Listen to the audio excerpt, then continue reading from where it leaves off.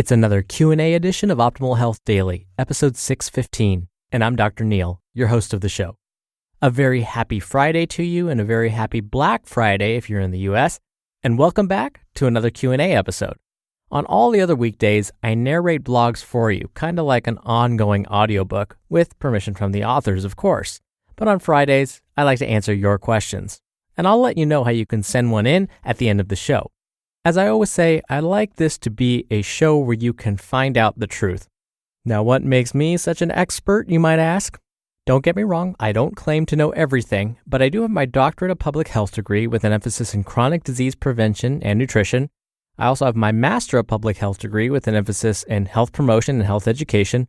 I'm also a registered dietitian nutritionist, a certified health education specialist, and a certified exercise physiologist through the American College of Sports Medicine. And when I'm not hosting this podcast, I'm faculty at 3 different institutions, one of which is Bastyr University, California. That's where I serve as assistant professor and chair of the Department of Nutrition and Basic Sciences. So needless to say, health, wellness, and nutrition are truly my passions, and I hope to share with you the latest information on these topics. And so with that, let's hear today's question and start optimizing your life. Hi, my name is Michael. My question is, I've heard all these different things about intermittent fasting, but I've also heard a lot about eating small meals throughout the day to keep your metabolism up. And it's really confusing whether or not each method works or which one is preferred or which one works for me. So if you could kind of give me your 2 cents on that, that would be awesome. Been trying to lose fat while staying lean. That's where I'm at. Just wondering what your thoughts are on the intermittent fasting versus small meals throughout the day. Thanks. Thank you for your question, Michael. And what a perfect time to think about skipping meals or consuming smaller meals, the day after Thanksgiving, no less. But honestly, I know how confusing all of these diets can be. And then it doesn't help when we throw in a term like metabolism, which is so often misunderstood. That just adds to the confusion. So let me start by describing what fasting and intermittent fasting truly are. Now, by definition, fasting means the complete avoidance of food. Intermittent fasting means that you will still eat, but with larger lengths of time in between meals and snacks. Now, some intermittent fasting programs suggest limits on how many calories you can eat. For example, some may allow one meal during a fasting day that makes up maybe 25% of your calorie needs for a typical day. So let's say you know you need to consume 2,000 calories per day. This would mean that your one meal during one of these fasting days should be about 500 calories. Now, in general, there are 3 types of intermittent fasting diets. There's alternate day fasting. This diet has you alternate between days you can eat what you want and days you're supposed to fast. Then there's whole day fasting.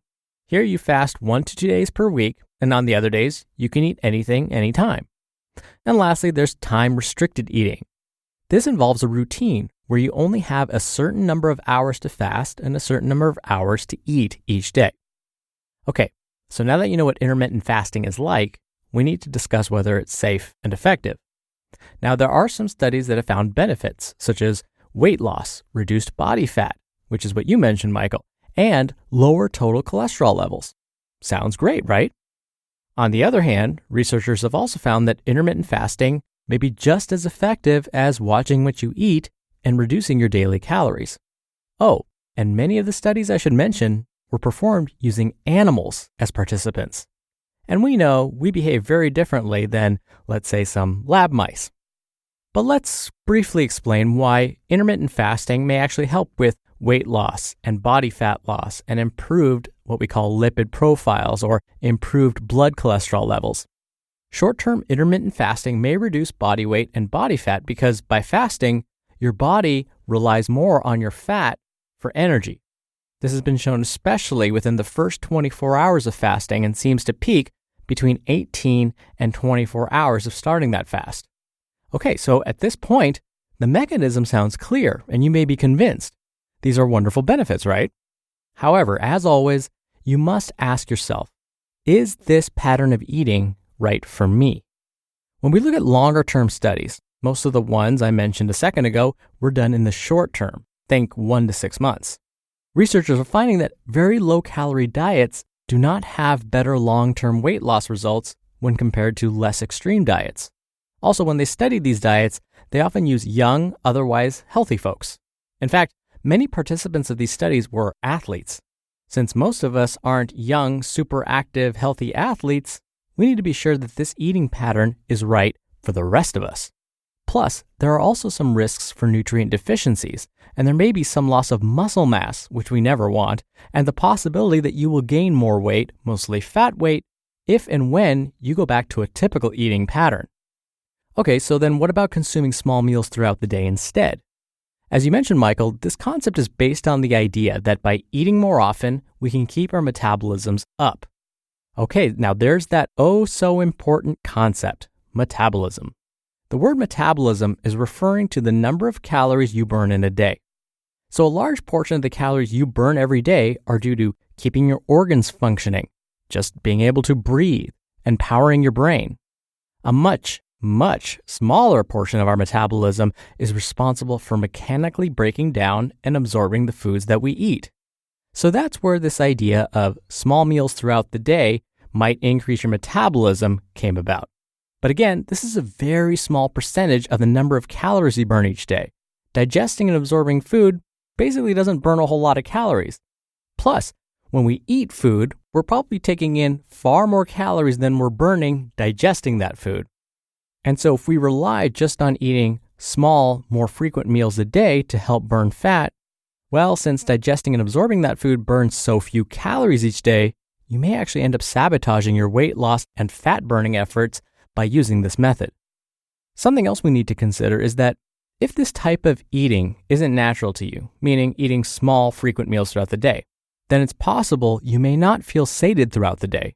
In turn, you may actually consume more calories in the long term because you may end up snacking more often because you just never feel satisfied. So, what's the bottom line? Both eating patterns have their drawbacks. The key is to find the eating pattern that suits you and your lifestyle. If you can feel satisfied throughout the day by consuming smaller meals more often while still controlling your overall calorie intake, then go for it. If you can stick to it consistently, you will lose weight and hopefully eventually body fat. If you can fast for long periods of time without it interfering with your school or work or social obligations, then give it a try. Oh, and pay attention to those days when you can eat normally. Do you tend to overcompensate on those days and eat too many calories? Because that'll basically negate any effects of intermittent fasting. Also, I have to mention, I would not recommend an intermittent fasting diet to the following: those that currently have diabetes, those with low blood sugar, the elderly, children, pregnant and breastfeeding women. And I wouldn't recommend fasting before exercise.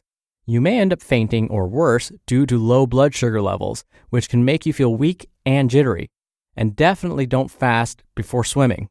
If you faint in the pool, well, we know what that might lead to. And of course, as always, definitely check with your personal physician before trying any one of these diets. That's because they know you, they know your health history, and they can be sure that you don't place yourself in harm's way. Thank you again for the question, Michael. You'll be entered into a very small raffle every month to win a book. And if you want to be in the raffle, send me a question. Just come by oldpodcast.com/ask. Or you can do it the old-fashioned way and call in. The number is 61 I love OHD.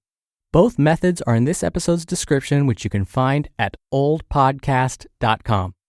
I hope you have a wonderful rest of your Thanksgiving week. Thank you for listening every day and all the way through. I'll be back here on Monday, as always, where your optimal life awaits. Hello, Life Optimizer. This is Justin Malik, creator and producer of this show and Optimal Living Daily, the brother podcast of this one. Literally, I'm Dr. Neil's brother.